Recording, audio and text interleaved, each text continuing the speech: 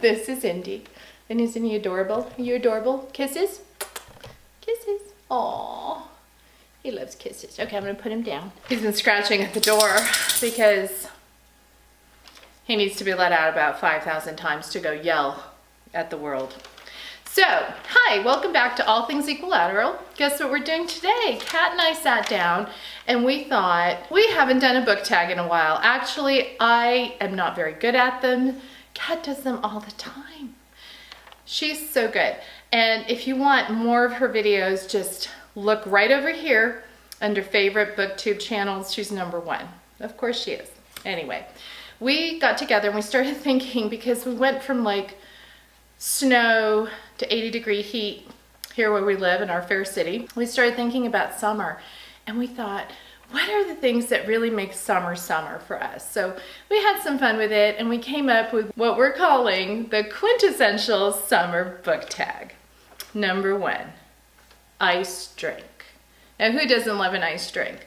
We're thinking of like a refreshing book, something that might have been like outside of your genre, or just a book that was, you know, like that iced tea or iced lemonade on a hot summer day. And for me, that book, no surprise here, Every Heart a Doorway by Seanan McGuire. It's part of the Wayward Children series. There are 3 books out now, and I highly encourage you to go get this if you love portal fantasies. This is such a good, refreshing take on kids that travel to worlds through a portal, a doorway. #2, Cotton Candy, a book that was fluffy and sweet. Now, you all know me. Lola and the Boy Next Door is the answer to like 100% of anything that's labeled fluffy, sweet. So well told and deeper than you think, because that's always important. But I wanted to go with something that more recent, and last year I read Geekerella by Ashley Poston. Is it Poston? Forgive me. And I just thought this was adorable, about a girl who's grown up with her dad, who created like a Star Trek-like convention. And it's just all sorts of awesome because there's a movie being filmed and she hates the main guy that's cast. It sets up a beautiful, fun, geeky, perfectly sweet story. Sunglasses, a dark book. Oh, you guys, when I did Spookathon, remember? What book scared me the most? It was a thriller, and I haven't read thrillers. It's just not a genre I reach for, but I read it. I finished it at like 11 o'clock at night. I'm laughing because I scared myself. And if Kat were here and Bella were here, they would be laughing along with me because they're like, Mom, a book scared you. It did. I didn't see the ending. And it's really cheesy and I should have seen the ending coming, but I'm not a thriller reader, so I don't go into it trying to figure out who did it. Follow Me Back by A.V. Geiger. Yeah, that should be a movie. Okay, #4, Rain on a Picnic. Don't you hate it when that happens?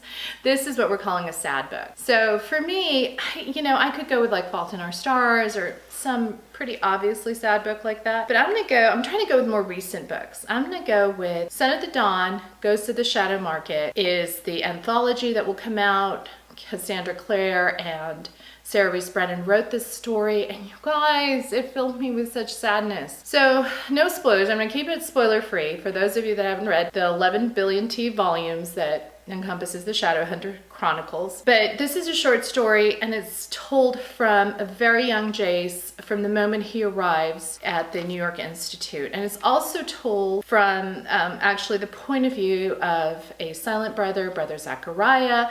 Those of you who know Brother Zachariah like I do, his observations on his friend's passing and just time kind of continuing and how helpful he is to Jace.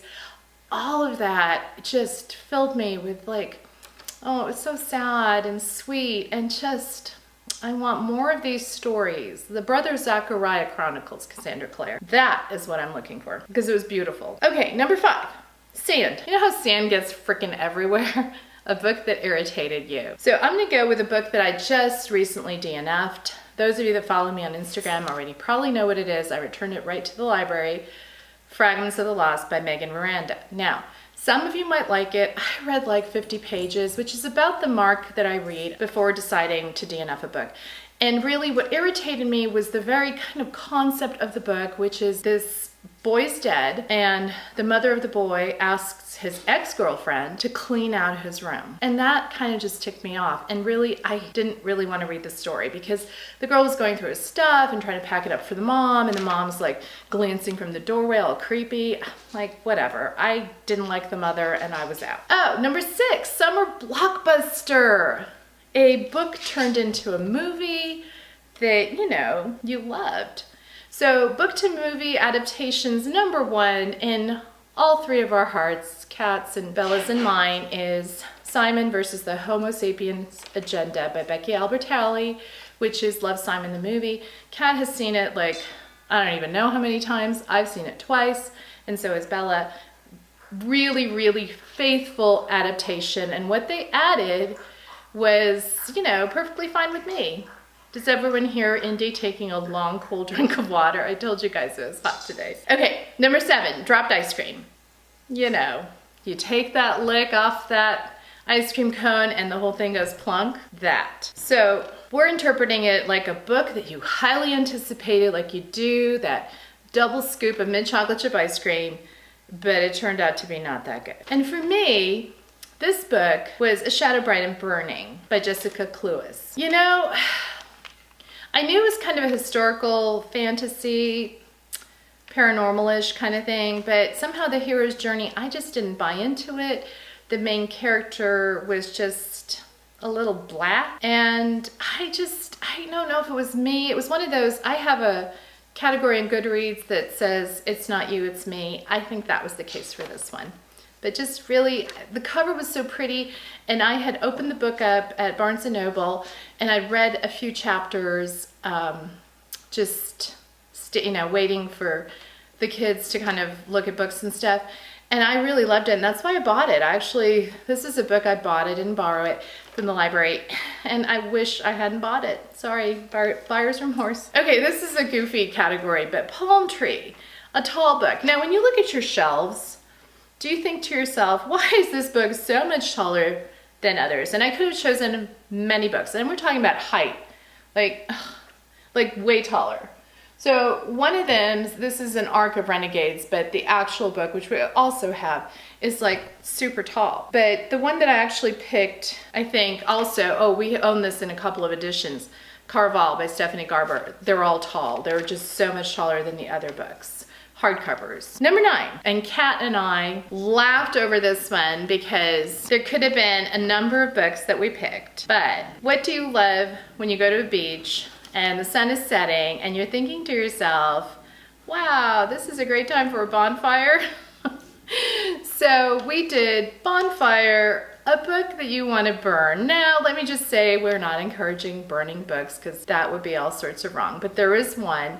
And those of you who have watched my video on series I'm never going to read, books I'm never going to finish, already know what it is. And no, it's not Divergent, though, because that book's just written stupidly. But this book, honest to goodness, Walmart carries it, Target carries it, and I hate the fact it's on their shelves and you have children walking by going, Mommy, what's this? Because that's what my kids did. 50 Shades. You got it. That whole series, honest to goodness, if it was burned, I mean, truthfully, it just shouldn't be shelved at Walmart where there's little kids and moms and dads and stuff. Just saying. Not that I'm passionate about this, but yeah. And the last category is Fireworks, a book that exploded onto the scene. You know, I had trouble thinking about this because I was trying to keep it current. So a book that I read recently that I feel like has made an impact, and I wish I could say The Hate You Give, but I haven't read it yet because that's like legit a book that exploded onto the scene and has received so much critical and reader acclaim. But for me, it was Dear Martin by Nick Stone, which is about a boy who's in a boarding school, prestigious boarding school, and he finds himself in situations where he writes letters to Martin Luther King Jr. And these letters are so good. As a black kid on a very prestigious private school campus, you know, he sees how he's treated versus all the other kids, the white kids or the kids that aren't on scholarship. it broke my heart. It was such a beautifully written book, and I really encourage everyone to read it. So how do you like our Quintessential Summer Book Tag? What do you think? Do you guys want to do it? So if you want to do it, I'm going to list the items below. I'm also going to tag my friends, Lisa at Books and Smiles, and Krista at Books and Jams. And you know what? Peter likes books. My girls and I love your videos. You're always looking for a tag, so hey, tag, you're it. Kat's gonna tag you too. Sorry, Peter. And just thanks so much for watching, you guys. Give me a thumbs up, click subscribe, and hit that bell icon because you never know what I'm gonna post and when. Thanks so much for watching. Bye. Cut.